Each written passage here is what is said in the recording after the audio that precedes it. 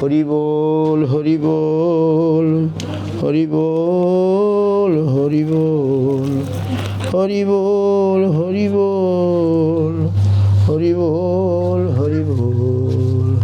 তো আপনার একটু নেবেন, আপনার জন্য রেখে গেলাম। এটা মঠের আমার নাম্বার আছে, বেশি আছে। এই তো এখানে রেখে যাচ্ছি কার জন্য। এই যেটা পড়লাম এটা রেখে গেলাম, আপনারা পড়বেন। প্রভুপাদ ভক্তি সিদ্ধান্ত সরস্বতী ঠাকুরের ভাগবত ব্যাখ্যা আপনাদেরকে শোনালাম। আপনাদের সকলের ভক্তি হোক।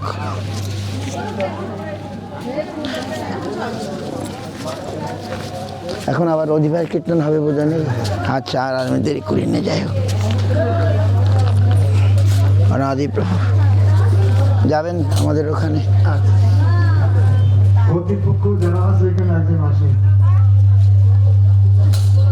হরে কৃষ্ণ হরে কৃষ্ণ, জয় রাধা গোবিন্দের। আপনাদের সংকীর্তন মহোৎসব সুন্দর হোক, ভালো হোক। হরি বল হরি বল। ঠিক আছে,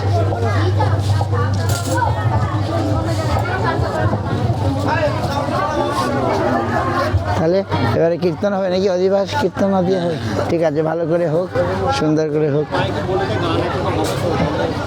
এখন আরও সংকীর্তন হবে, আপনারা কেউ যাবেন না। হরি বল হরি হরে কৃষ্ণ। ঠিক আছে,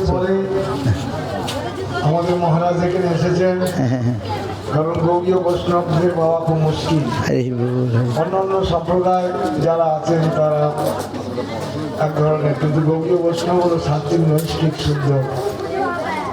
তা অনেক ভাগের ফলে মহারাজ এখানে হরি বল না। এবং সেই মহারাজ এই কালীনগরে একটি শুদ্ধ সাত্বিক নৈষ্ঠিক মন্দির স্থাপন করেছেন। যারা এখানে ভক্ত আছেন অন্তত দিনে একবার করে সেখানে, হ্যাঁ বাবা সুন্দর, আপনাদেরই মন্দির, আপনাদের ঠাকুর, আপনারা শুদ্ধ ভক্তি লাভ করতে পারবেন। হরি বল। সেই জন্য বলছেন শুদ্ধ ভগত চরণের ভজনে অনুকূল, ভগত সেবা পরম সিদ্ধি প্রেম নতি গান। শুদ্ধ ভক্তের আশ্রয় না নেওয়া পর্যন্ত আপনার শুদ্ধ ভক্তি লাভ করতে পারবেন। হরে কৃষ্ণ।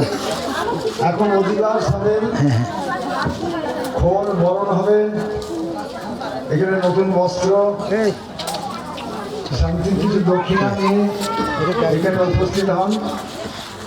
এবং যারা এখানে অধিবাস সম্প্রদায় করবেন, তারা এখানে উপস্থিত হয়ে শীতের দিনে সকাল সকাল করে সব হরি বল সম্পাদন করে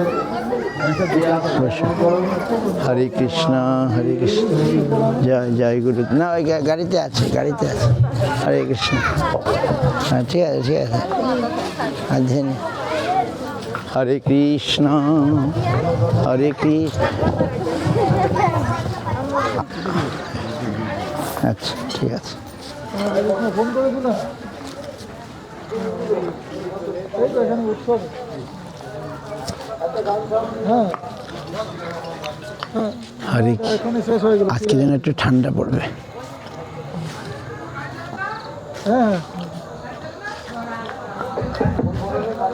পশুপতি মন্ডল, তুমি তাড়াতাড়ি চলে আসো, তোমার জন্য আমরা বসে আছি, তাড়াতাড়ি চলে আসো। হরে কৃষ্ণ। আমাদের হেলিকপ্টার।